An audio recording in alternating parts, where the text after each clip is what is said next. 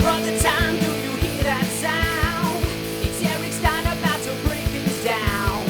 Watching the show for us 3 times a week. Instilling truth on knowledge and need. Your house guests better watch your mouths. Cause Stein knows when your game settings out. He's got the gift of gab and knows what to say. When you are ready, Rob, yeah, take it away.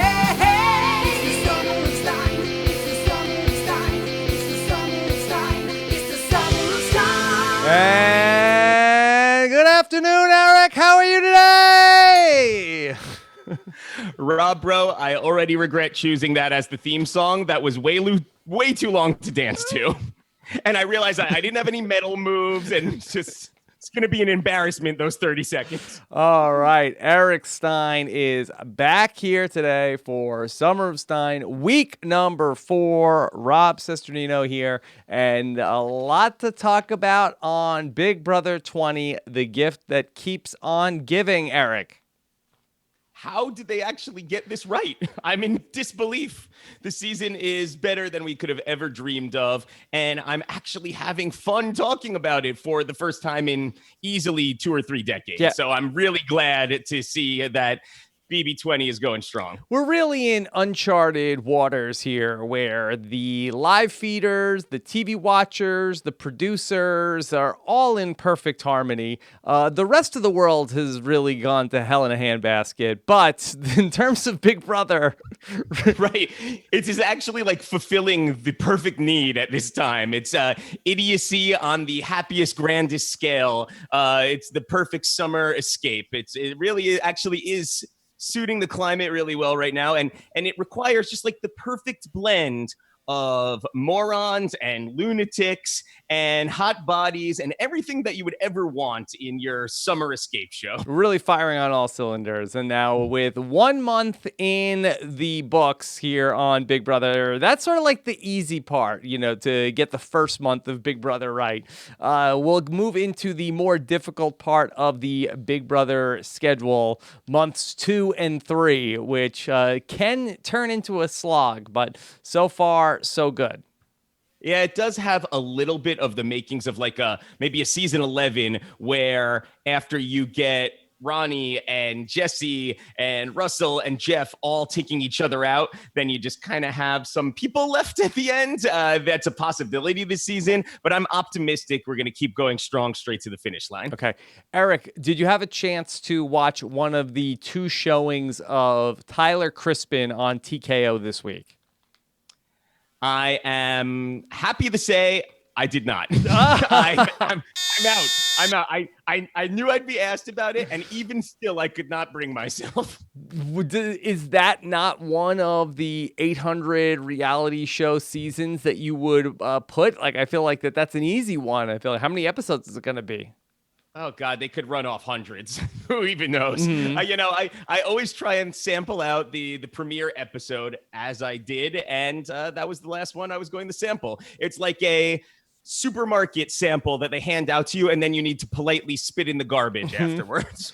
Eric, with all of your reality TV show wisdom, would you drop a pearl on us and give us something you would do in the TKO think tank? How would you make TKO even more exciting if that's possible? Easy. I'd cancel it. Problem solved. No need to think tank the show. I mean, you could diversify the challenges so it's not incredibly repetitive after the first 10 minutes of episode 1. Mm-hmm. You could not bring in illegal casting ringers to play the show. I don't know if anything is illegal. Oh, well, not like technically in a governmental sense. Yes. Just just a little off.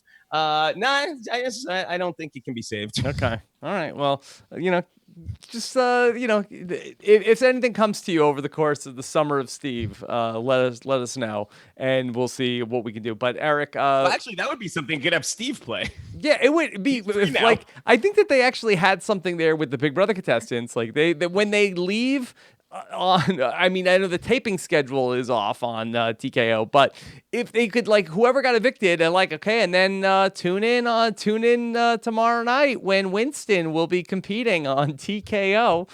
We'll see how he can. Like, I feel like that could be some synergy there.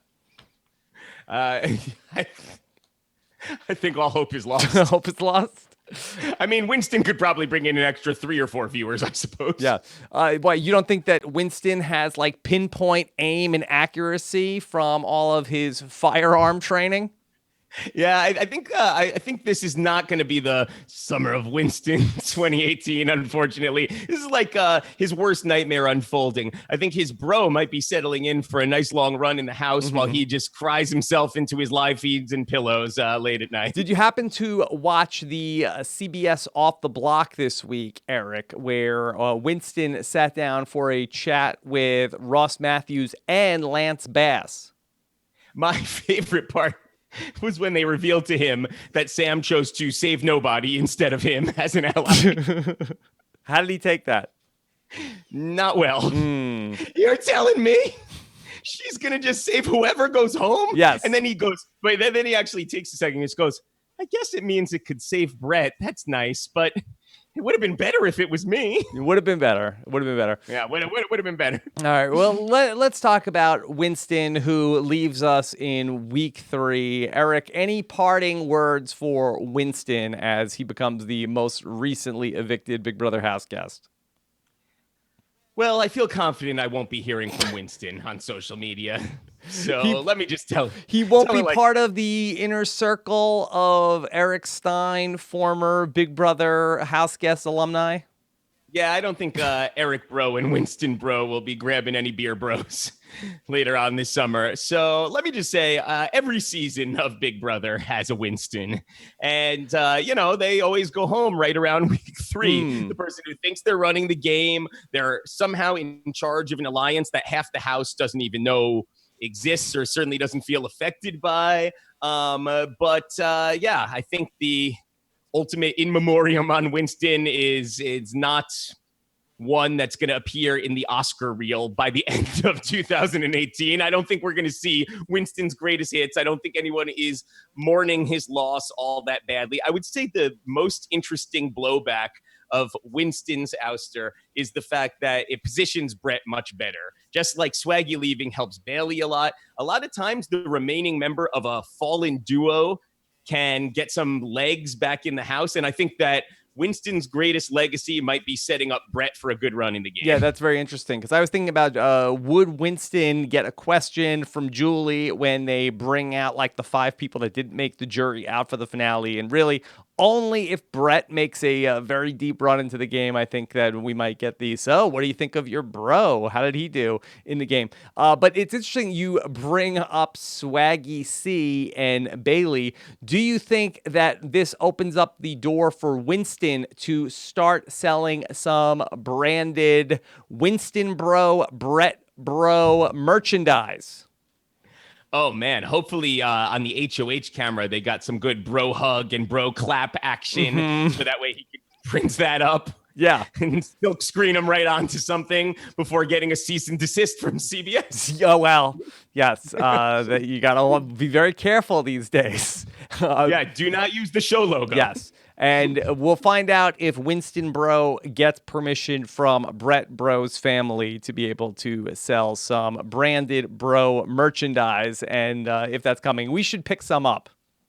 On the positive side, he can appear live, just like Rachel Riley agreed to play Who Said It, Rachel or Rachel. Well, now Winston versus Winston Churchill. Let's go if we can just get Churchill's agent on the horn. The real Winston Churchill or the John Lithgow Winston Churchill? I mean, whoever we can get. Okay.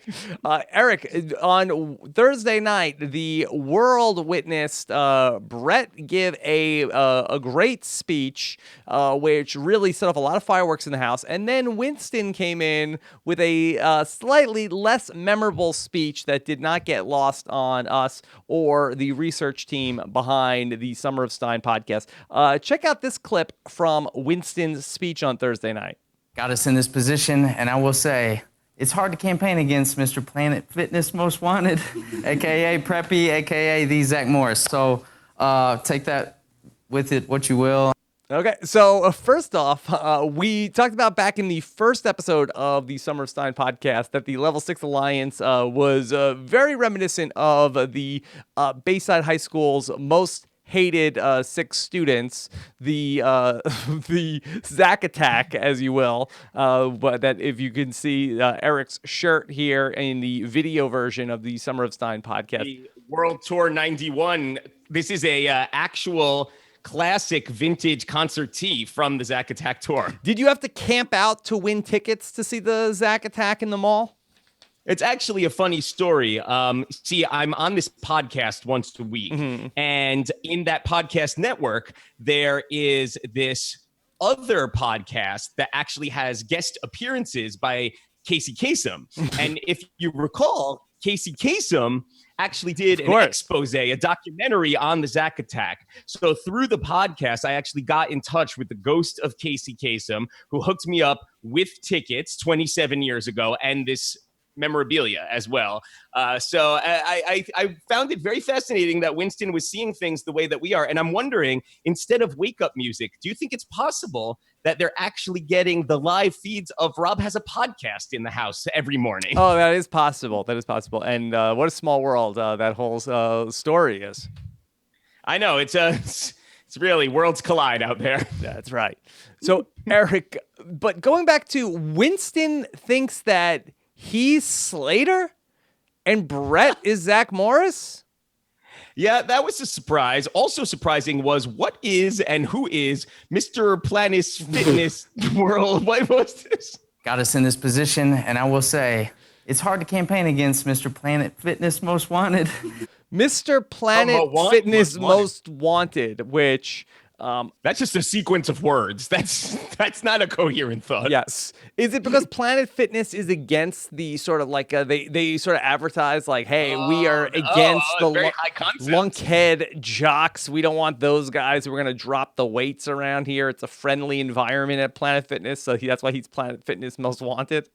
You get the impression that in Winston's mind, they were on the show a lot more than they were. Like, I think Winston thinks that we know like the whole mythology of the bros, like the entire backstory, every inside joke they've ever had. Because every time he had like a platform to speak, he would reference these stories as if everyone was like totally in on it. Meanwhile, they may have been shown together easily 30 seconds on the entire Yeah, they didn't season. get a lot of airtime together. And he's like just smiling so much and laughing. Like everything about Brett is so hilarious that he can't even get the sentence out. He's like completely cracking. Got us in this position, and I will say, it's hard to campaign against Mr. Planet Fitness Most Wanted, a.k.a. Preppy, a.k.a. the Zach Morris. So...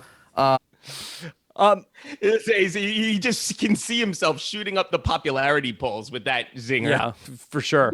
Eric, so speaking of Saved by the Bell, we had talked about last week, you heard the great intro theme to the show from Adam Berkowitz, and we thank him for that. Great job on the live feed updates on Monday morning as well. But there was some clamoring for, would be great if there was something Saved by the Bell themed as well here on the Summer of Stein. So maybe there might be a place to end the show with this medley that was sent to us by one of our listeners, CT. I'm having heart palpitations. When I wake up in the morning and I'm feeling dread and loathing, there's a pounding in my weirdly shaped head. By the time I check my Twitter and start feeling sad and bitter, I regret my day already, wish I'd steady in bed. I'm not fine, but it's a summer of Stein. Oh my God, this tugs at my heartstrings. I'm overcome. Yes. All of my favorite things have converged into one place. That's what this I is. live for Monday afternoons now. Yes. Okay. Eric, so we mentioned how there were these speeches, the Winston speech, other than inspiring a Saved by the Bell theme song for you, ultimately did not move the needle much. But Brett's speech, where he then said that Rockstar was going to flip her vote and blame it on Caitlyn did create a lot of drama. You know, Brett really has done, he hasn't been a major character on the show, but in these moments where he's had the public spotlight on him, he's done a lot with his time to speak. Well, it's funny because Taryn has talked a lot about how Rockstar is sort of the avatar of the Big Brother fan. She is the voice of Twitter and, has that sort of outrage. And that's why Brett is the perfect villain for this season, because if you are watching the Big Brother live feeds 24/7, there's a good possibility that Brett did shove you into a locker sometime back in high school. I mean, myself included. So realistically speaking, they could elevate Brett to iconic villain status or poet laureate status, depending, because I found his words to be almost far more inspiring than Winston's ever did. In fact, they inspired me to pen you a poem. Yes. Well, Brett, in his speech on Wednesday night on the veto ceremony, had some inspiring words for Scotty, which he gave us. Scotty. Sweet, sweet Scotty. Your arms are large like a honey glazed ham. Your chest burly like a big, big man. Your eyes captivating like the sea. I just had a vision. Yes, what a poet, Eric. Yes, I combined his speech with also the big reveal that he did on Rockstar, and I wrote a poem for you. Brace yourself. This is a blockbuster right here. Blockbuster. Okay. Hey, oh, Robbio, my handsome prince. When I tell you this news, I'm afraid you will wince.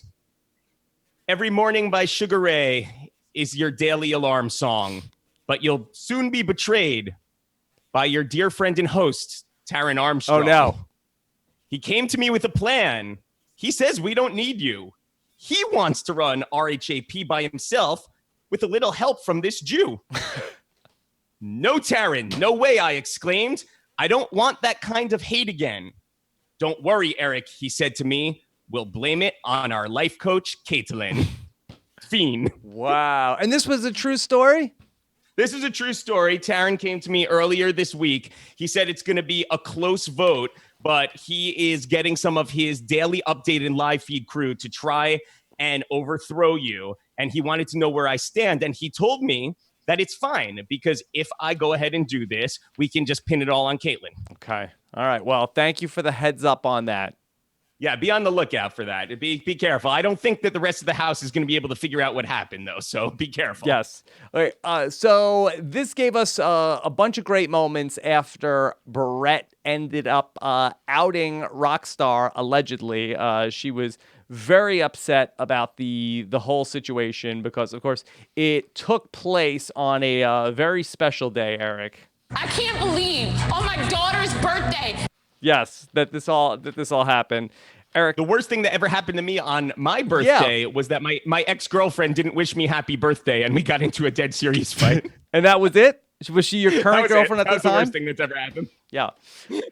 Eric, I have an email to us from Derek, one of the listeners. Is Rockstar only angry at Brett because he made those statements that was allegedly on her daughter's birthday? Would she have been upset if he said it during the veto meeting? She didn't really express any other issue with it. Was it just the timing of what he said? Always great to hear from Big Brother winner and Detective Derek Levasseur. Yeah. Thank you for writing in. It's nice to know that you're listening. Yes, I do believe that is the only reason that she was bothered by it. So if he would have waited a couple days, that would have been fine. Yeah, exactly. It's totally fine to be framed. I don't think that was the issue. I just think it was the timing of it all. It's just really disgusting of him and totally inappropriate. Very well, that we know. The whole thing was very disgusting. You are disgusting.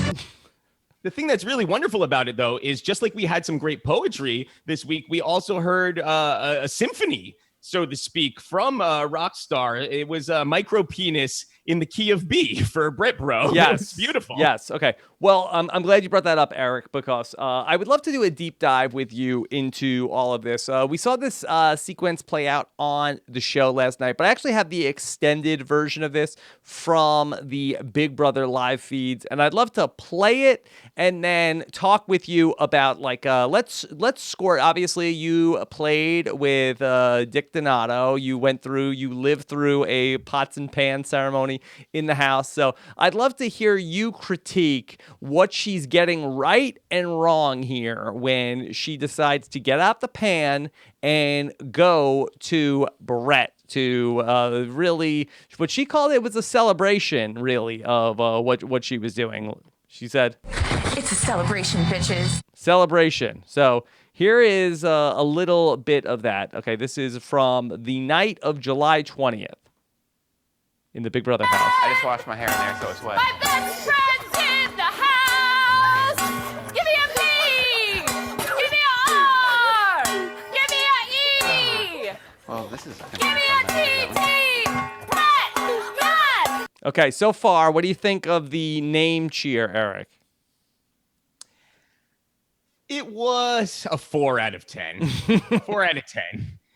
Not the world's most creative, not even particularly annoying, certainly not insulting. That's just saying his name. I think she could have done better. I think what she needed to do was, instead of spiraling in the moment, she needed to take a minute to pen some of her material before she went out there. And that was a dictinato problem as well. His materials got a little bit stale because when you're going to go off for 10 to 12 straight hours or 3 or 4 days, as it were in Rockstar's case, you need to become armed with a good amount of insults for everybody, because otherwise you start recycling really, really quickly. And, you can't go to the diary room and ask them for some new script pages. So you need to be on top of these things. And I feel like she kind of, started cycling back through her material kind of quickly. Yeah. So not the strongest start, in my opinion. What do you think of her basically banging the pots and pans? And not so much, I hate Brett, I'm going to make you miserable, that she's, this is a celebration that I'm so happy Brett is still here. You see, I think she was going for some sort of sarcastic irony, saying, oh, well, of course I would be working with you because we are the best of friends. But the thing is, the house is so stupid that the irony was lost on them, went right over their head. So they didn't even understand where she was coming from. Okay, so she continues. Motherfucking Brett in the house. He's my best friend. Oh, I'm so happy.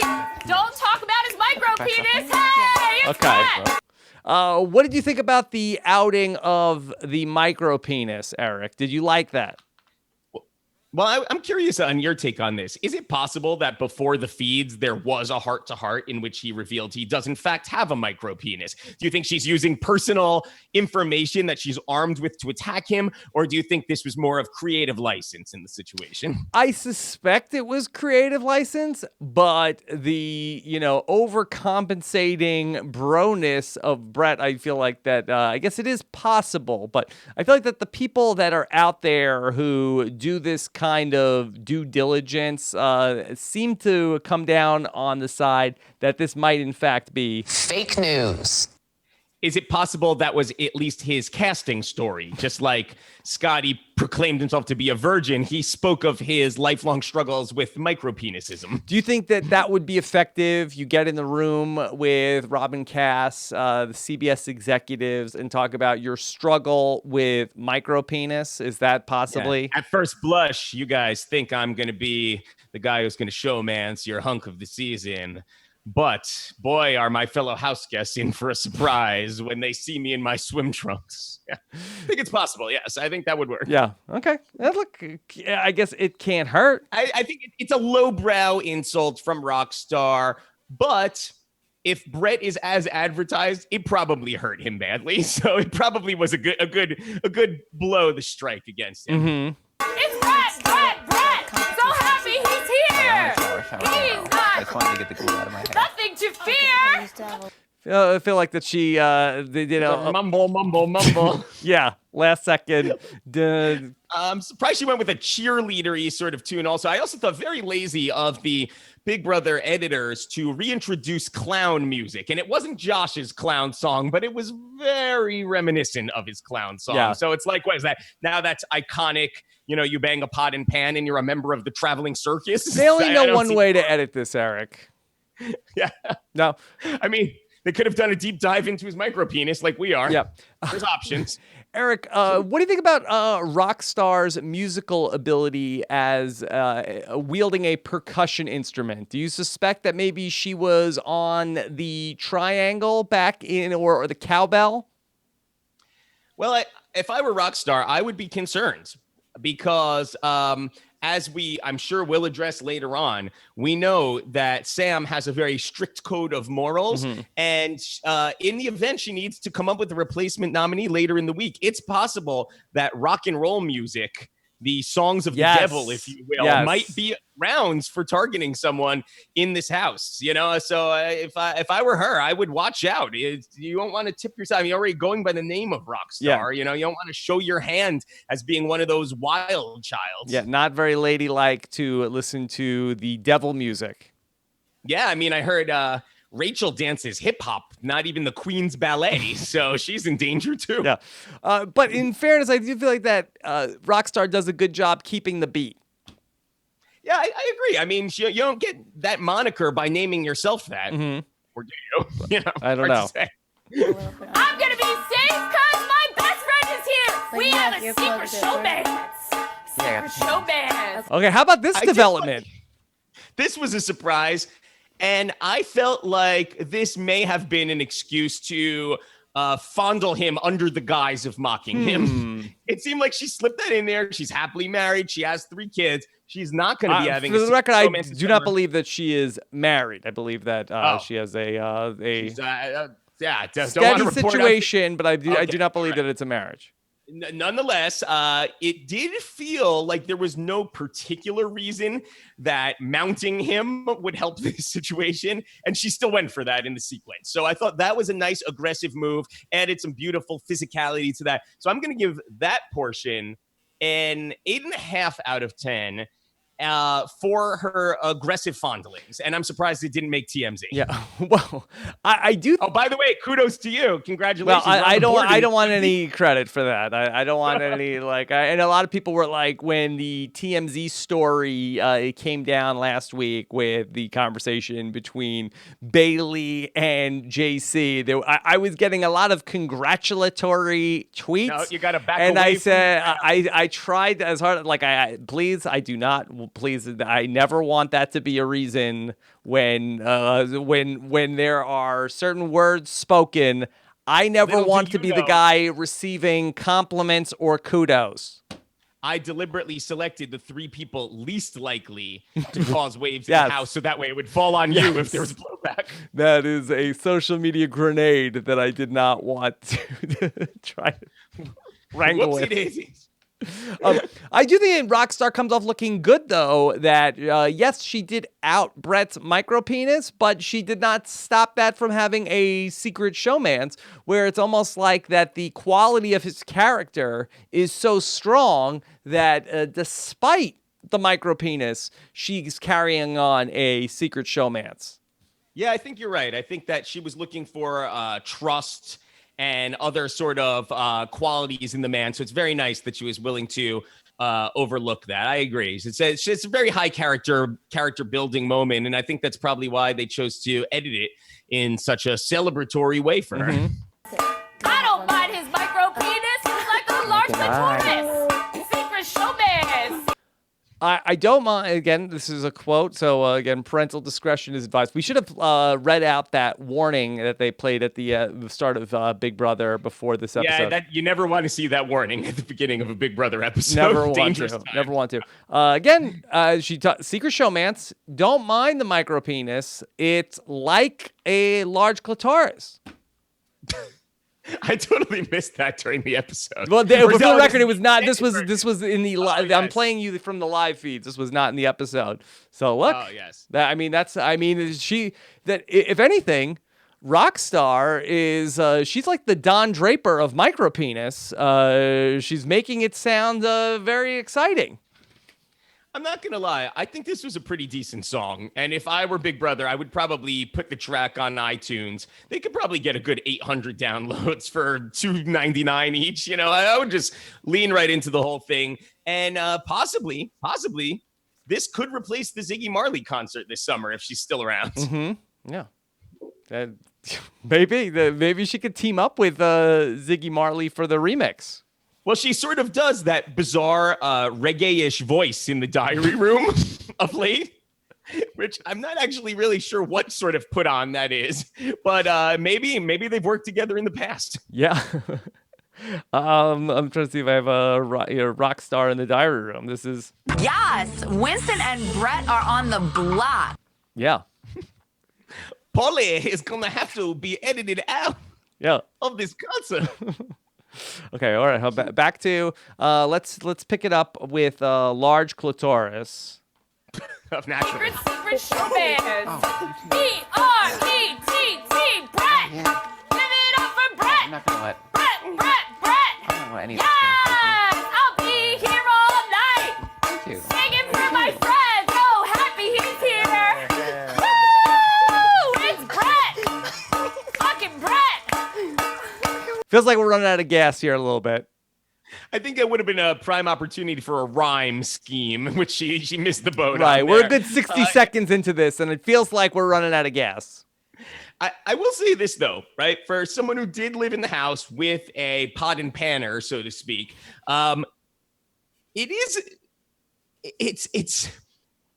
it's more effective than you would think because you can't punch the person and you can't leave. So it is quite irritating. And if that is the intended effect, that you are going to upset and frazzle and annoy the person, it's going to work because there's nowhere to go. So, I would imagine that he probably was getting somewhat annoyed by it, but I think he did a good job keeping his composure. Yes! He's my best friend! So glad we revealed that today! That's right, what a twist! He's actually my baby daddy! All right, now here's something. This came as a shock to me. He's actually my baby's daddy, which I think really, Eric, the aforementioned child, perhaps that it was the birthday. That's why it was so hurtful. Yes, and he did all these things to the secret showman's mom. What a twist! Not since Project DNA has Big Brother attempted something like this, where they put a couple that has children together into the house, unbeknownst to the rest of the players. But wouldn't that be actually amazing? And they set course this discord between them to cover up what was actually going on. I would absolutely love that. I think that also interesting is that, again, very open of her to have fathered children with a man with a micro penis. That couldn't have been all that pleasurable. So I say, good on her. Good on her. It's she has been proven to be very open-minded throughout the season. Yeah. I do kind of feel like that at the point where you're Mr. Rockstar watching this, that I feel like Secret Showman's okay, maybe ha ha ha. But then when we start to get to know, he's the biological father of my children. Yeah, and then in next week when they have sex on the feeds and she's just leaning into it. Bazinga, got you again. For the narrative. Yeah. Exactly. That's right! Yes, Brett! Oh, so fucking happy! Yes! Okay. And that's what she's laying on not him. Not gonna lie, I once paid to attend a Gen City concert live in New York City. Yes. How much is a ticket to Gen City concert?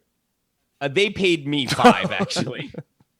But how much would you be willing to see Rockstar in concert at the end of the season? And maybe who are some other opening acts from Big Brother's past that could potentially be a part of this lineup? Because I feel like this could be just like American Idol goes on concert. tour every season. Yeah, this could be really nice to Big Brother Live. The problem with these Big Brother events where they do the infamous Pauly Calafiore meet and greet, where they don't really perform anything. And then I believe that Pauly Calafiore came out and lip sync danced to a Bruno Mars song, but it's not really a show where I'm gonna knock your socks off. I once appeared live on stage at the Shine Bright Like a Frankie concert. Yes, and what does Frankie perform?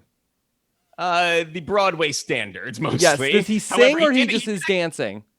He did, I think, like sing something like "Love Lifts Us Up Where We Belong" with a montage of videos of him and Zach behind them on the big screen. Yeah. And what's great is he called me up as I don't know, like Big Brother legend Eric Stein, but I think it was distinctly possible he did not know who I was at that time. That's fine. That's fine. Oh, look, at least that's close. That is technically a performance as opposed to people just in a bar.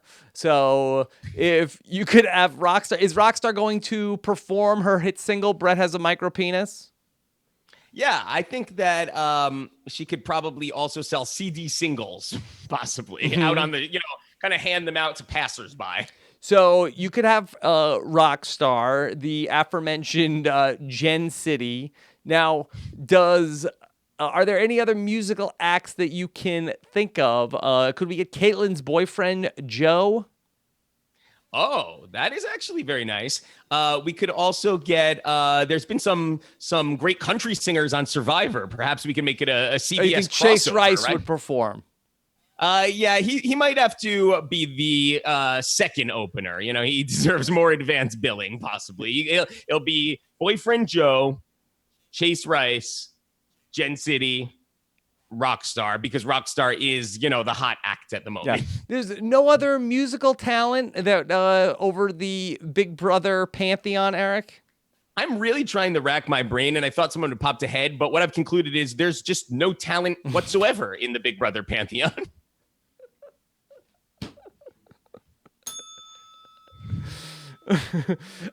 No spoken Couple of word. okay pro wrestling, in all fairness. Okay, well, we'll see what we can find somebody. Maybe ideally, if there was like some sort of like We Are the World type Big Brother alumni gathering. Everyone's at the mic, and all of the like self-important like people like pouring out their hearts. I mean, the vision of Paulie and Zakiya and Austin, and then like a keyboard solo from maybe Steve a Moses, great Johnny Mac. Yeah. Yes. Oh my God. We have to predict. Johnny Mac could play have a guitar solo. Oh my God. I'm actually getting excited about this. Chills. Now. Okay, so this will all be at our recap of the recap summer extravaganza. Very exciting stuff. Let me give you some other questions. Actually, before I get to a question, one of our esteemed researchers on this show, the great Will from America, actually did some research about the Angie Rockstar's daughter's birthday. He went to a website called BB20.com to use the conception calculator to figure out that it is his hypothesis that Angie Rockstar's daughter, whether it was with Brett or another biological father, that the baby was conceived on Halloween night. I actually know a couple who conceived a few children on Halloween night, Yes. so I think that's a thing. People like that cosplay, She probably dressed up as Rainbow Bright. The spookiest night of the year to conceive, right? Well, if a micro penis was involved, it's probably fairly frightful.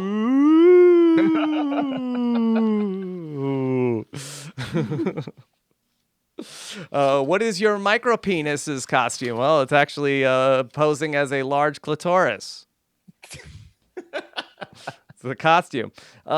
John Barber has a question, Eric, wants to know, do you have the definitive ranking of the names of Rockstar's kids? Hope you know them off the top of your head, because I could surely find that info for you. Eric, do you have a ranking of the names? Obviously, not the people, but could you rank the names Aradia, Avalon, and Isaac? I will give it Aradia number 1. I believe creativity. Aradia is was the child with a birthday. Birthday girl. Yes, birthday girl. Yeah, I mean, we're celebrating her this week, so it'd be wrong to not give her number 1. Yes, and a big Rob is a Podcast happy birthday to Aradia this week, who turns 10. Absolutely. Maybe we could pen her a birthday song, possibly. Be beautiful. I would say I would say Avalon. I will choose next. I think that's a very pretty name. I enjoy that. Yeah. And Isaac, I'm going to take a pass on. Oh. I performed as a youth in many a production, just like a young Josh Wigler in Joseph in the Amazing Technicolor Dreamcoat, and I did not like the teenager who played the role of the brother Isaac. I don't even know if that was actually a role in that show. Okay, so you go in just in biological order: Aradia, Avalon, Isaac. Boom, boom, boom. Yeah, I also consulted Brett and asked who his favorites were. So yes. Okay. Let me see. Anything else on Angie, Rockstar, and Brett? Anything else to add, Eric? I had nothing to add about a good 10, 15 minutes ago, so I'm ready to move on. Eric, did you happen to go out and see Mamma Mia, Here We Go Again this weekend? Well, I was not going to, but I saw this great review online by a man named Brent Walgamon. Yes, what did he say? He said it was a masterpiece of the American cinema. He said the priest himself gives it 5 stars. Yes. That it was penned by the great Winston and/or Winston Churchill. Yeah. Said a surefire not miss. Yeah. I saw one reviewer say that Mamma Mia, Here We Go Again is the definition of female empowerment. Go see it now. It is filled with big dick power. Cher will have you believe that there's better times ahead. Yeah, Mamma Mia, Here We Go Again had a close shave at the box office this weekend, Eric, where they had to hold off the new Denzel Washington film for the #1 spot at the box office. There were some conflicting reports whether Mamma Mia 2 or Equalizer 2 was going to be #1 at the box office this past weekend. I do not consider that is the exact opposite of female empowerment to me. She as a dignified Mamma Mia too? Yeah, as a dignified lady, as female ensemble, they should have clearly ceded their spot in the #1 role to Denzel because he's just a man and he can't control his box office. Yeah, the men couldn't help themselves going to go see now, since I know Equalizer that 2. you love Mamma Mia, and I know that you've seen the original many, many times before, I'm curious if you'd like to speculate with me what you think the plot of Mamma Mia 2, Here We Go Again, might possibly consist of. Well, I got, of course, off of the original. I got Mamma Mia shamed this week because I talked about how I did not recall that there was a Mamma Mia film that had been made. I knew about the musical, and I knew that was a thing, and I was like, oh, no, they made a movie out of Mamma Mia, and I did not recall that had actually happened 10 years ago, which, not for anything, there's a lot of things that happened to Mia 10 years ago that I don't remember. So excuse Mia for not recalling that this film came out actually 10 years ago. Yeah, what kind of prep work are you doing for these shows, Rob? You're not going out and watching every movie that comes out? How dare you? Right. If I had to guess what the plot may be based on last you night, guess, because I know, I actually know. Whoa, did you go and see it to make up for lost time? Is that what Well, happened no, I here? didn't see it, but Brent had mentioned it on the podcast, and that's how we got into that. This is Mamma Mia 2? Okay, so my thought is that it stars JC from Big Brother 20 as an Italian chef, because I found his diary room session last night to be like some sort of like maniacal take on, like, I don't know, like a sort of. That's right. That's right. And then I will get Fessy to trust me more. So I'm envisioning he's the villain, if there is a villain, of Mamma Mia 2. Here we go again. And based on previous evidence from this very podcast, I'm guessing that the hero of the love story is probably none other than either, probably both, JC Chasez or Jesus Christ, possibly. So I'm envisioning an ensemble piece in which the three of them are jockeying for Cher's love. Yeah. And it's JC from Big Brother, JC from NSYNC, and JC from the Bible, and they're all in some sort of love square. Yeah. With. So what I like about this is that maybe there's like a note. And I think that probably, I mean, you could take your pick from who is your favorite Big Brother 20 house guest that is constantly confused, but mine is Fessy.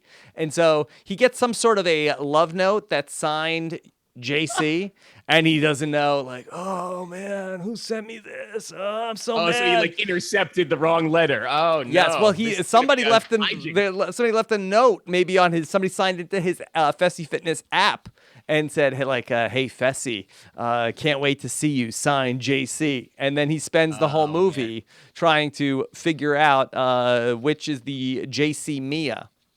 And just like his decisions that he might be forced to make later on this week, things are going to get #messy for Fessy. That's always the plot of Mamma Mia 2. He's always caught in the crossfire. A Fessy's choice always for Fessy. Okay, Eric, we mentioned a couple times about Sam and her decision making. Of course, last night on the episode, we saw how Sam came to decide how it was going to be Haley and Caitlin, which were going to go up on the block this week. Honestly, I don't care for how the two of you treat the young men in this house. I think that they deserve more respect, and I think that it is the opposite of female empowerment. The opposite of female empowerment, Eric. So what is, first of all, let's try and figure out, just in a linguistic sort of situation, what is the opposite of female empowerment? Well, I think that then we would probably need to establish what would female empowerment look like in the Big Brother house.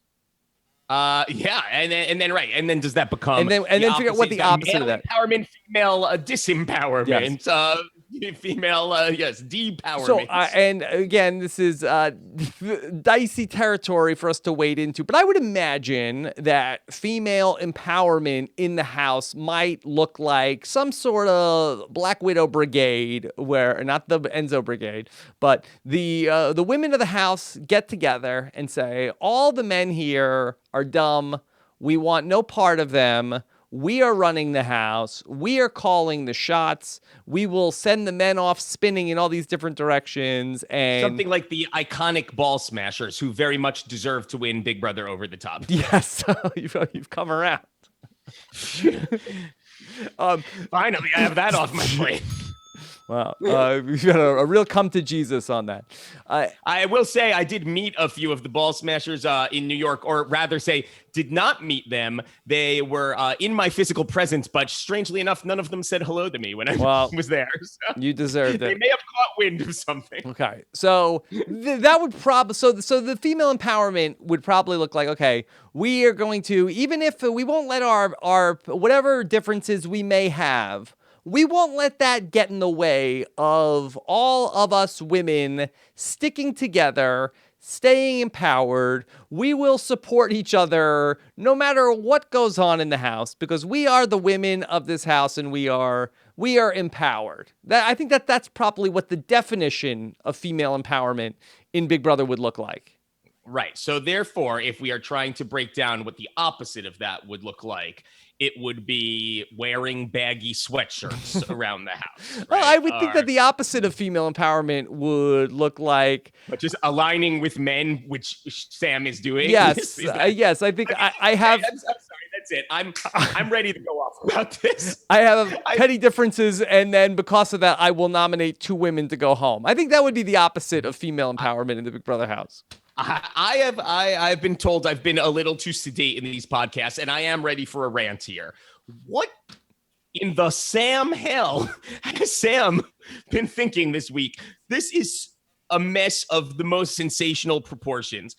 First of all, and this, I don't think this has been hit on nearly hard enough. Why in the world were unlike Haley, Tyler and Casey and Sam trying to win this HOH in the first place and showing that they're good at these competitions and angering potential nominees? And like, this is so wrong on so many levels. Then she theorizes, well, at least I'll can keep a moniker of control if I were to control the nominations, and I'm the one who sends someone out. Okay, so you spend the week being kind to your nominees, possibly. Maybe you, sort of say, hey, listen, I really, whoever stays, I want to work with you in the future. I think everyone here is fantastic. I may have a few tricks up my sleeve.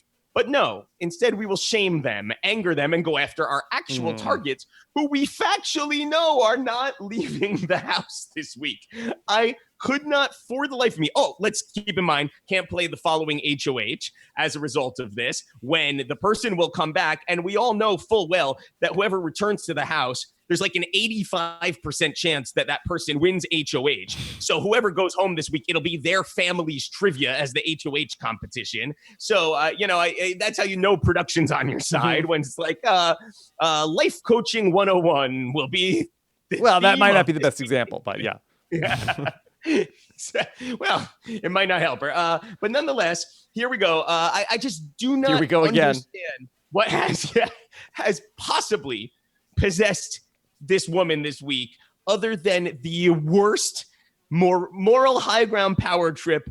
And the thing is, we always have recency bias, but this is really climbing up there quickly as for one of the most misguided HOH reigns in the history of the show. Yeah, this is such a debacle. So interesting, Eric, because we have this week which does not count, and the one person who, and Tyler knows too, but the person who owns the power, who most is keenly aware that whoever goes out this week will not stay out, that decides, I need to get some blood on my hands in this meaningless week, and I will decide my nominees, whereas every other HOH, almost in the history of the show, has said, hey, these nominations are not personal. This is strictly game. The one person who knows that this is in fact a fake week that will not count has decided to make two nominations that are not really game motivated, but are nominations for personal reasons. Right. There's also no chance whatsoever that Sam was going on the block this week, and she factually knew that if for some bizarre reason she did, she would not go home. Come back. Right. So and nobody at first blush would assume that she's a big endurance threat. And I don't see why you'd want someone to be like, that's a big theme of the season. I'm going to assert how awesome of a player I am, because that always works well in the Big Brother house. It worked well for Winston. It worked well for Swaggy. Wait, which Winston? Churchill? Churchill. Yeah. That led to his untimely demise. And I could not imagine what the producers are sitting there thinking as she's laying out this plan for them. It's just amazing. It's just so great. So great. And she probably went from, nowhere on anyone's target list, one of the least targeted people in the house, to right back up the target list. And also, when they go after ultimately someone like a Tyler later in the game, someone needs to be sitting on the block next to that person. Then we've seen it time and time again in Big Brother history. If Tyler wins the veto, pulls himself down, whoever's the one who's sitting there next to him goes home as sort of collateral damage. That's going to be Sam now. What an idiot. Mm-hmm. Well, Eric, let me bring in some questions here. Let's take a question from the great Mike Bloom. We'll skip this question from the Melissa Bot about, would Eric do a Mamma Mia podcast? Already done. All right. Mike Bloom asks us, can you come up with reasons that Sam would give to nominate some of the other house guests that are left, or some past house guests? Oh, yes, absolutely. Rob, you did not show your arithmetic work on your assignment, and that's not the way I learned to do my assignments. And I think that even though you got the correct answer, it was very disrespectful that you did not show your work. And I think that was a violation to the education system. So I'm going to have to nominate you. Oh, man. Oh, my God. Wow. Yeah, there's a lot of so many. I mean, the thing is, imagine if she was in the house with people, the many, many dozens of people who actually did morally disgraceful things. Yes. Yeah. then we'd really have a problem on our hands. Rockstar, I think, was lucky to avoid the initial nominations, as she has, before she even made the admissions of having a secret showmance with Brett, but she also has had children and isn't even married. From where I come from, Rockstar, pink hair means you're on LSD. And I do not like LSD because, I mean, it's okay, though, honestly, if the men don't show their math work or they are on LSD because they're men, so they can't help themselves. But Rockstar, you should know better than that. You're a lady.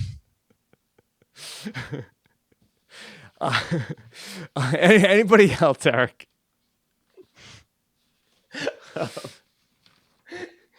Julie, I have to nominate you because I heard you don't have programming in your ear, which is very disrespectful to the audio of the show. Yes, major problem. So, Paulie, no, you can't help it because you're just a boy, but you peed in the hot tub, which is very unhygienic. You know, Zakia, I just don't like how you were tempting Paulie, that he's got all this burgers and steak, and, you know, that he just doesn't need any more drama from you. Amber, I think you should have known that you were playing your feminine wiles on Beast Mode Cowboy.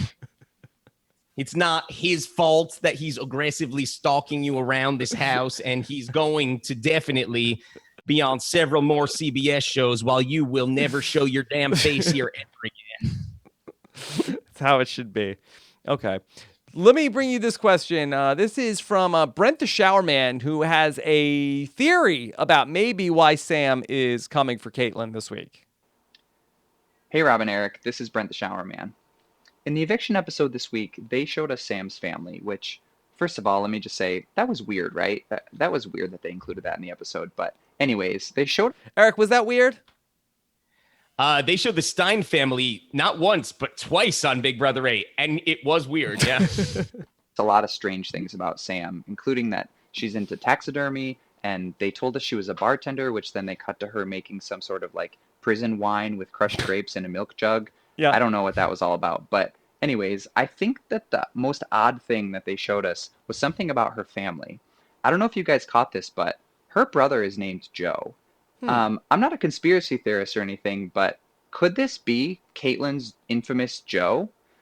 Could this be the weirdest wrinkle in this whole Caitlyn and her boyfriend situation? What do you guys think? Is Caitlyn dating Sam's brother? Okay. I just had a hit. Yes. Hold on. Eric has had a hit.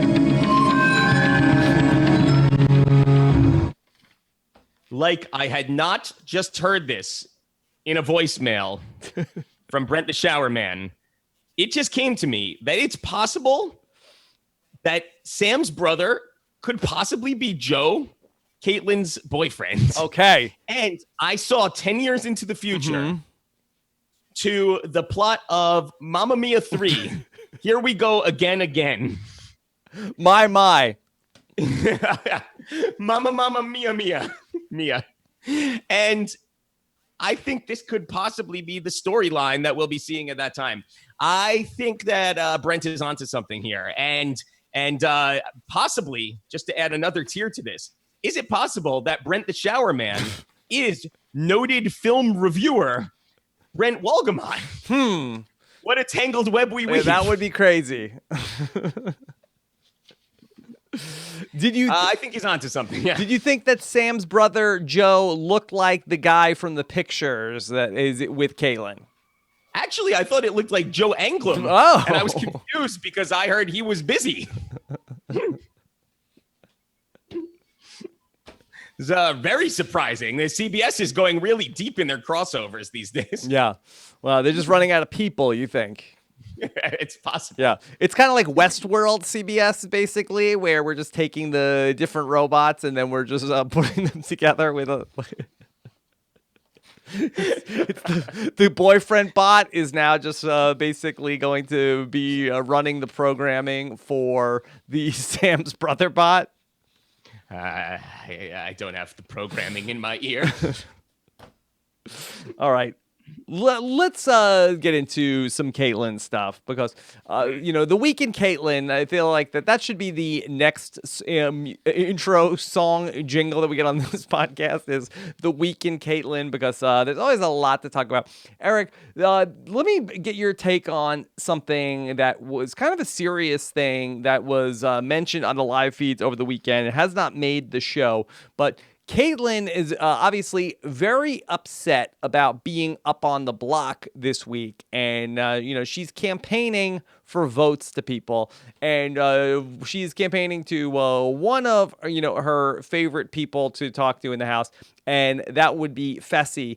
And she's talked about how she really needs the money for her, but it's not for her. Because when Swaggy C came to her and talked about how, hey, look, I don't have anything outside the house, I need the money, she told people about how, she's really the last person to talk about with that because she's really all about empowerment and not having limiting beliefs. So she doesn't really want to hear when other people say that they don't have any money because that's sort of like, she lives in a world of possibilities. So she doesn't want to hear from people like, oh, I have nothing. So that's not what she's into. But she talked to Fessy this weekend about how she really needs the money. She needs to win the money, but it's not for her. That there's a situation that happened with her family, which is, I guess, kind of a serious thing. And let me play this clip. It's a little hard to hear, so I can translate after the fact. This is Caitlyn talking about why she needs the money for her family. Our vault in the bank stolen. It's just an idea. Okay. She says, our vault at the bank was stolen. Okay, the vault at the bank was stolen. Years ago, and it was like everything.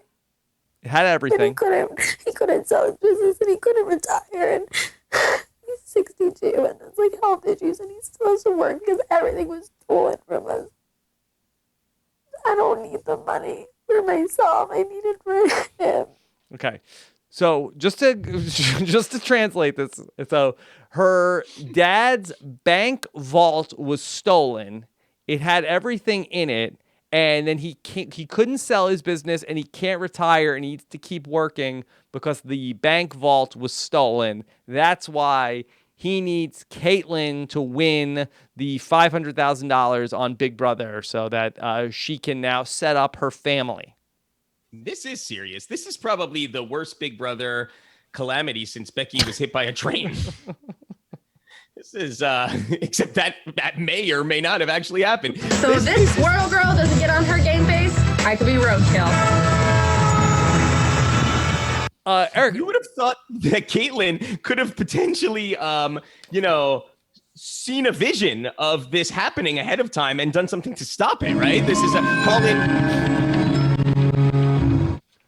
Yeah, she could have called in the, the Revengers to possibly stop this heist. This is like the plot of Ocean's 8, where Caitlyn's dad has some sort of a bank vault, which then bad guys came in, which had all of the papers he needed to sell his business and allow him to retire, and now he can't get out the game.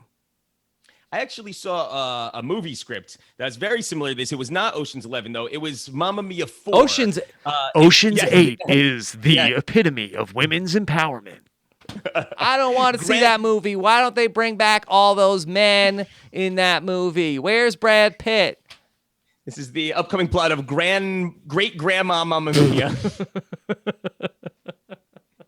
in which Caitlyn's family goes on vacation to Mykonos, but then their money is stolen and they need to do a life coaching fundraiser to earn the money back. It's really a touching story. Yes. Eric, so what's the lesson here? About this. Yeah, well, I heard some details about this, right? And I think what was particularly tragic about this is that it was one of only like a very small handful of vaults that were robbed. It was not the whole bank that was robbed. And it was not the money from the bank that was robbed. It was just specifically a few random people's personal items that were taken from the bank, which between you and me, is not how I would go about robbing a bank. No. It's not what I would go No. after. Now, is it possible, could Grandpa Lou have been involved in this? That could Grandpa Lou have been somebody that he might have known what was in the vault and then flown into the bank vault and after dark, then tapped in the security code to open up the bank to the would-be burglars? Now, in this retelling, who do you think would play Grandpa Lou? Are you envisioning someone like Christopher Walken or an actual bird as the actor in this situation? I think it's CGI bird. Christopher Walken is the voice. Oh, I like that. It's like something like Zazu from The Lion King, but with Yeah. Christopher Walken. Yes, yes. Guys, Oh my come God. in We have a to lot my of creative vault. projects to do. We're going to be busy with the concert, the We Are the World, Rockstar, just all these movies we have to write. Yeah. Wow. These are going to be your next reality game masters. Mm-hmm. Too bad that the Big Brother house wasn't sort of like a Big Brother Canada 3 type theme where the entire house was a bank and then they had like a secret room, which was the vault. I believe that the most likely scenario is this was a vault of her own mind, so to speak. the inner vault. Yes. He needs someone to reach into the depths of the vault of her personal energy, and I've stolen her thoughts from her, possibly. Eric, so something else that's been going on with Caitlyn in the house is that there has been some talk on the live feeds about that Caitlyn says that there is a secret about her, which, if revealed, would ruin her, which you would think would be impossible. But are you aware of this at all? Yes. Okay. And I think we should speculate on Yes. what that Okay. Great. Because there is rampant speculation going on of what this actually could be, not just from podcast idiots like us, but also from some of the house guests, including the beloved Swaggy C at Swaggy C TV, ended up tweeting over the weekend, "Yes, I know Caitlyn's big secret that she keeps saying will, quote unquote, ruin her life if it got out. Guys, I don't hate her that much to ruin her real life, crying, laughing emoji. I want her to come out of the house to happiness. In the game, all caps, I hope she loses, yeah. But I'm not saying none about that zipper lip emoji hashtag BB20. So, first off, Eric, do you buy Swaggy C does indeed know the secret which will ruin Caitlyn? Well, there's nothing that people love more than when someone teased knowing something but don't tell you what it actually is. Mm-hmm. That's sure to make everyone excited. I do believe he probably does know the secret, but we don't know. Oh, the that's secret, crazy. So I didn't even know. Now he does, so it's great. So I'm gonna go with some possible thoughts about what the secret may be. One, her grandfather's a bird, so she is half bird, half woman. Yes. Two, she is actually Summer of Steve 2018's daughter. Summer of Steve 2018. Which well, why would that ruin her? Because he was such a power player that he went out in week one that she doesn't want to be targeted for, having that level of gameplay. Yeah. So I think that could be a concern. Plus, well, actually, as far as CBS is concerned, if she voted out her own father, she's bound to come back 8-9 times. She should leak that. Exactly. So that's a possibility. Let's see. What else could she conceivably be hiding? I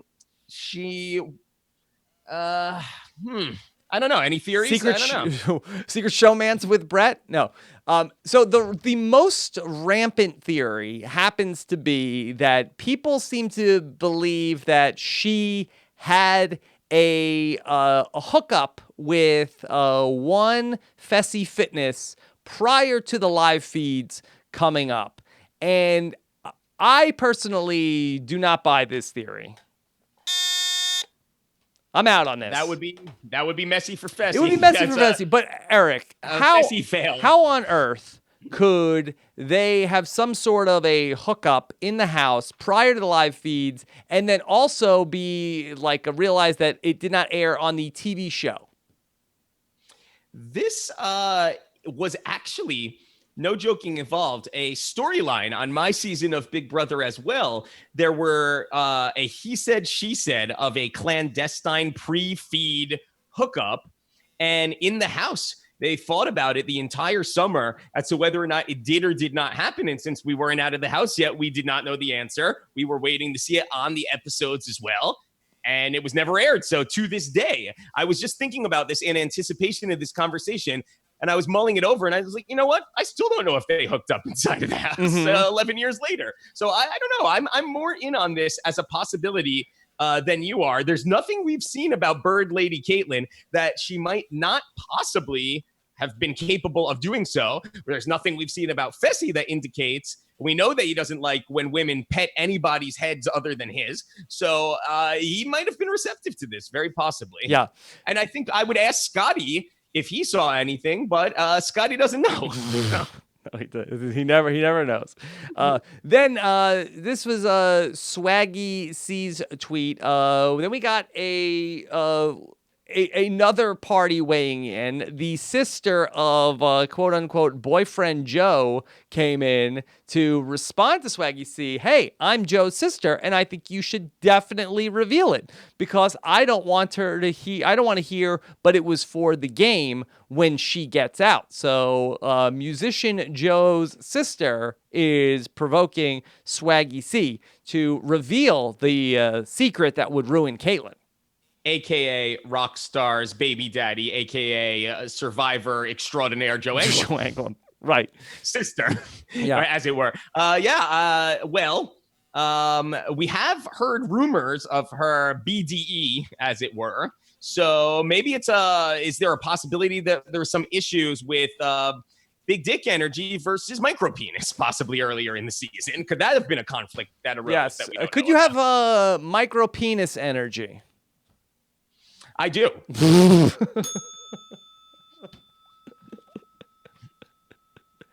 Can and will. What about large clitoris energy? And is that the true definition of female empowerment? That was my nickname in high school. So back when Winston shoved me into my locker. I don't know. We've learned so much about Caitlyn. If she hooked up with Fessy, would that, considering how flagrant she is on the live feeds, do you really feel like that she would believe the finding out of a hookup with Fessy would ruin her? Well, that also is the part that doesn't really line up is, she's a stage 5 clinger here. So if she hooked up with Fessy, she'd just retreat into the background and pretend like it never happened. That does not seem and very keep it a believable. secret from everybody. Right. We have heard that he is her best friend in the world and like family to her, but we have not heard the graphic details of said hookup, which we've seen no reason to believe. I mean, she would have at least loudly whispered it to somebody at some point. So I'm going to go with you on this one. I'm going to say that this is fake news. Fake news. The theory is fake news. Fake news. What if she's actually what if her secret is that she is in fact financially well off and her vault was not stolen? Well, okay, so this is what I'd like to go to, that she is financially well off because she was in on the bank vault heist, Eric. You just blew my mind. That's the big secret that could ruin her. She was responsible. I'm having a hit. I'm having a hit right now. What if Caitlyn was in on the bank robbery also? This just came to me just now. I had a dream about this, a daydream about it during the podcast. You are amazing. Yeah, I've never heard anything like that before, but I don't know. It's just, I feel it in my bones now. Okay. Well, and then this is my other theory of what the big secret could be that could ruin Caitlyn. And I mean, sit down for this, because I think that this could really be a complete paradigm shift of everything you know about Caitlyn, that maybe she might not actually be clairvoyant. Stop. Yeah. Now, come on. That would, listen, that would Rob, ruin her. Rob, we spoke about this earlier. You don't want to go anywhere near these types of bald-faced accusations and throwing around such offensive stuff. Yes, I don't want to malign yourself, right? the community. The metaphysical community, right? No, you don't need any enemies here. This is bad news. I do believe you could be on to something, but I don't think you want to be on the record saying that, or you're going to get all kinds of negative auras about you. No, we don't want that. This is serious. I mean, is it possible she's not a life coach? Well, I think she's a life coach. She does have the website. What is this that I heard the other night about that she's actually just a spray tanner for Chuck Liddell? So we didn't know where we heard that from. I think that might have been a Reddit thread, but allegedly that there's a story out there that Chuck Liddell got a spray tan prior to Big Brother Celebrity and met her and then referred her to Robin Cass. And he's like, this chick is nuts. And then that is how she became part of the Big Brother world.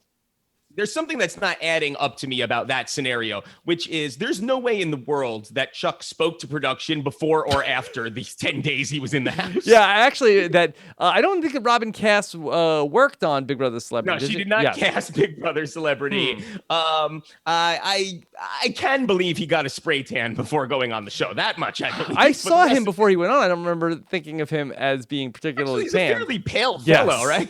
I don't know.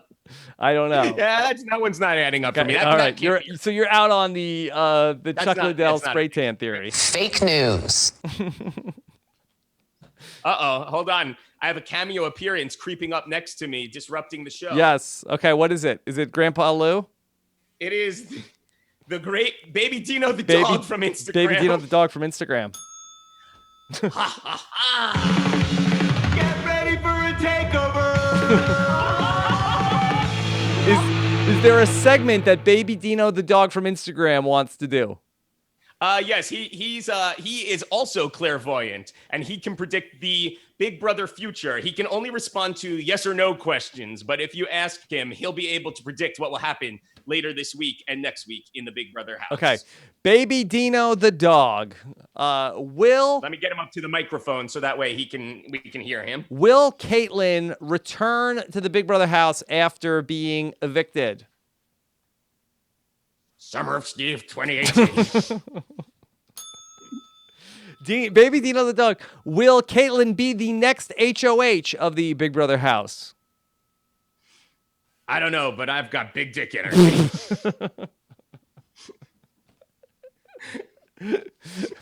Baby Dino the dog. Will Swaggy C reveal Caitlyn's secret on social media this summer? I only paid him to answer 2 questions. He has a high rate on those Instagram ads, so doesn't give up his time for free. Okay. Eric, I have a voicemail question from one of our most prolific voicemailers. Here is Victoria has a question for you. Hey, Rob has a podcast. Hey, Eric Stein. Hey, it's Victoria again. I have a question for Eric.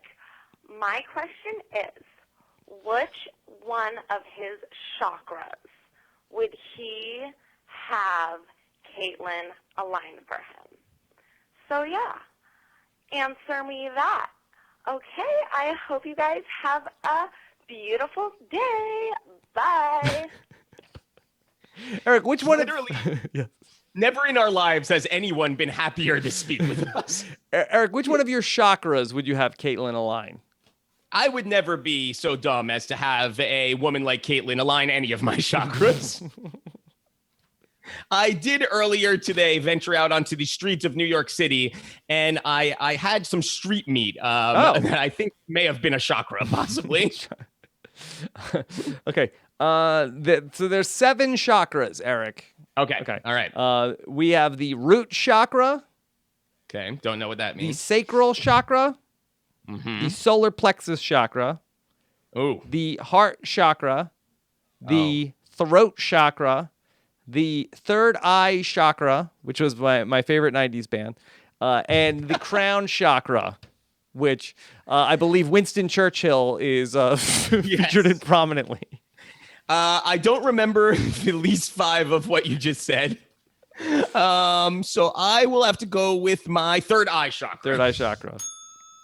Okay. Chakra. Yes, I'd also be very excited to hear Casey chime in on this as well, because much like you, I was so excited to hear her speak in the last episode. Yes. It's Oh, I thought wonderful. you wanted to, and that was another hit from the band Third Eye Chakra. Well, yes. That would have been a much better joke. Yeah. Hey, that's why you're a professional, my friend.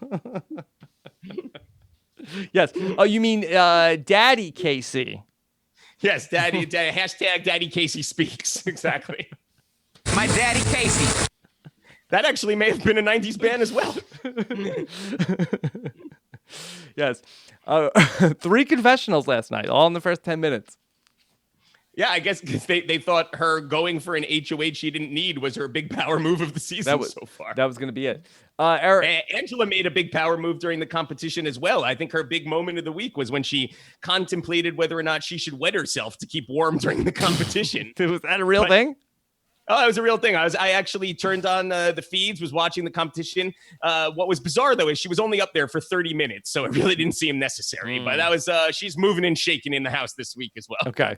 Let's start to wrap up the show with a few other tweets from the listeners of the Summer of Stein podcast. Okay, let's see. This is one from Chris Hickey wants to know, how would Caitlin do on the challenge, Eric? Well, she's a real physical specimen for sure. Is very drama-free. I give her a run of about 3 or 4 hookups and out in week 2. Out in week 2. So not bad.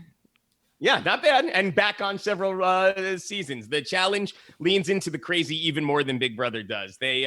Crazy is a prerequisite for the challenge. So I think she would fit right in there. But she's going to need like a good, maybe like go on an X's season, possibly. Like bring Fessy along with her.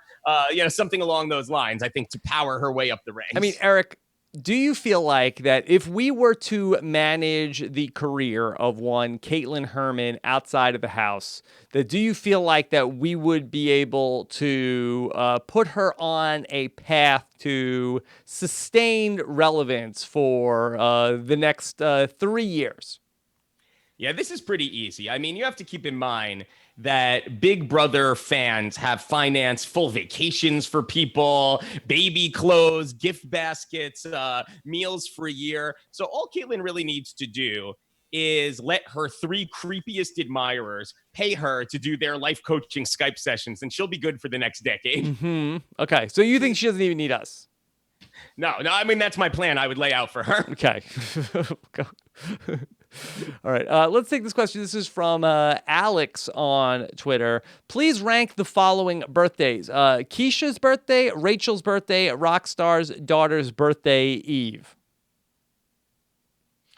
Yeah, nothing will ever top Keisha's birthday. We all know that. So that's going to have to be number 1. That also involved one of my all-time favorite confessionals, because nothing truer has ever been spoken in the Big Brother house. Jesse, who's narrating the whole situation, says, "So I was just waking up from my 5th nap of the day when all hell broke loose."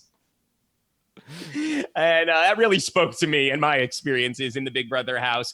There was a lot of women's empowerment in the Big Brother 10 house, and I think we saw it in full display at Keisha's birthday. Rachel's birthday, not that great. I don't remember Rachel's birthday. I believe that was like literally like 3 days ago. Oh, this Rachel from Vegas's birthday. And I don't even remember what the blow up was. I think it had to do with that Tyler kissed Rachel and Caitlin got mad. Yeah. Yes, I actually had a more raucous party than that for Jamaica's birthday once upon a day. So that's way down the list. Yeah. So I'll go with Rockstar's disgusting daughters. Not that was a misplaced I modifier. can't believe on my daughter's birthday. To clarify, her daughter is not disgusting. The events of her daughter. You are disgusting. That was for you, Eric. We've already established Arcadia is lovely. Yes. Okay. All right. And then this is from Wojak Horseman. I tweeted this earlier to you guys, but what is the chance percentage that Steve is brought in to host the rebooted Hunted, Eric? Summer Steve 2018. I love that this is a double down question, as if the fact that this question was asked previously makes it make any more sense. Yes. I appreciate the following up since we let that one slip. Wojak Horseman is indignant. Yes, very, very okay. And I will keep on tweeting this until I get my answer. I would personally rather see him with a monocle hosting the reboot of Utopia. Yes, but that's not a CBS property, Eric. Oh, you're right. That might not cross over in the same way. But I don't know. You know, they're trading off with MTV now, so maybe he can go make his way to. I don't know. I don't like the chances. I'm going to give it a 0% chance. He hosts the rebooted Hunted. So I also give it a 0% chance. Start. Hunted is rebooted without Summer Steve. Okay. Right. If they want it rebooted, that is the way to get it on the air. That's correct. And a late breaking question.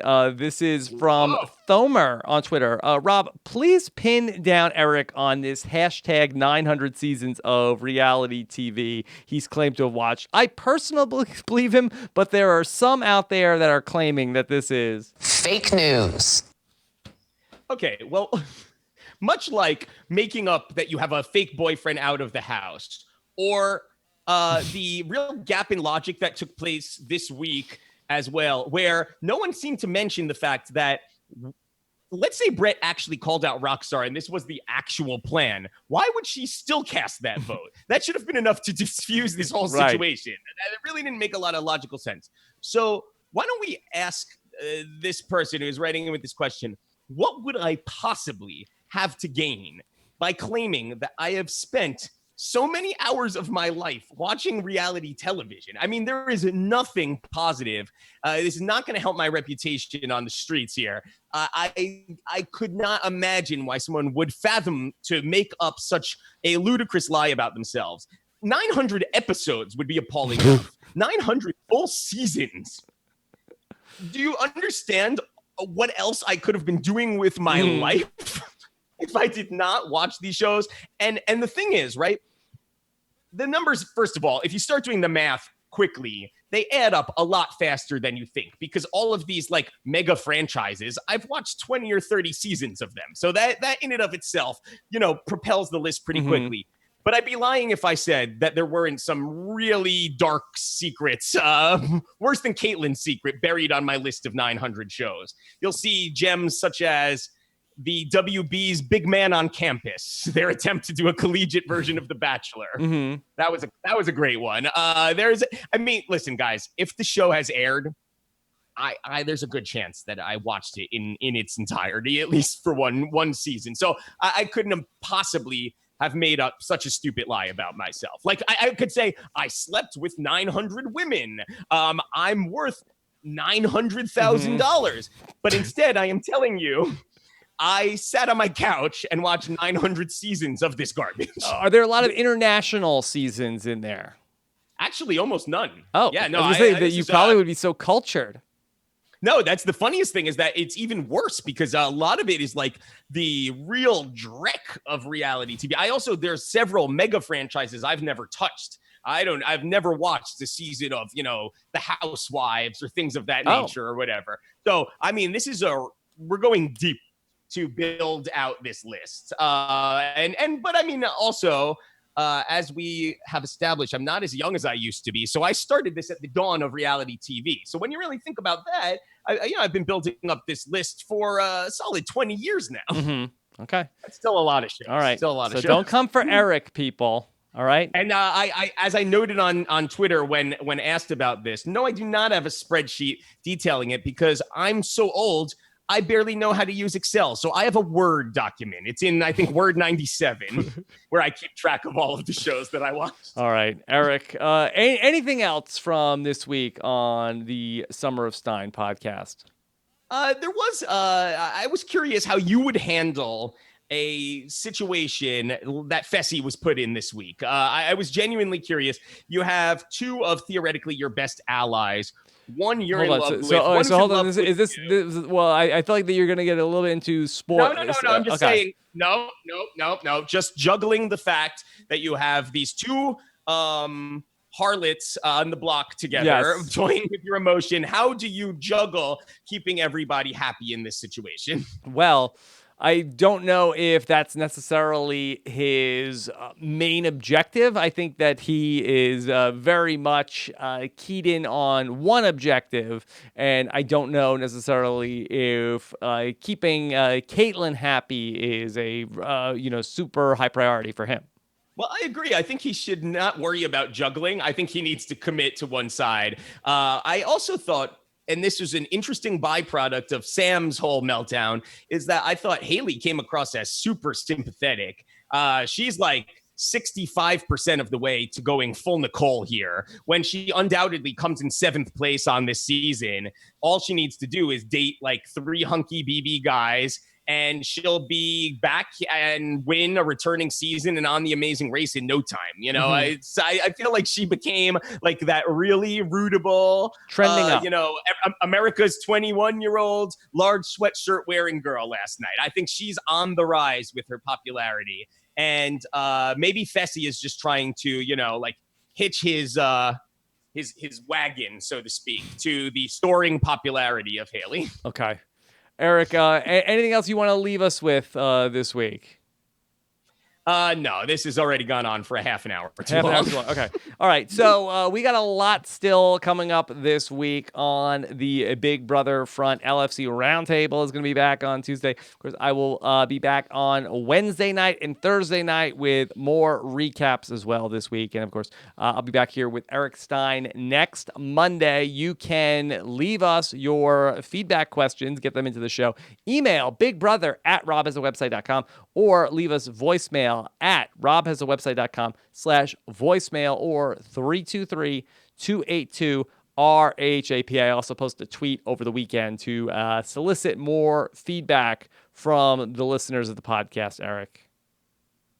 Perhaps we should solicit the plot of Mamma Mia 5 for 30 years from now as part of next week's podcast.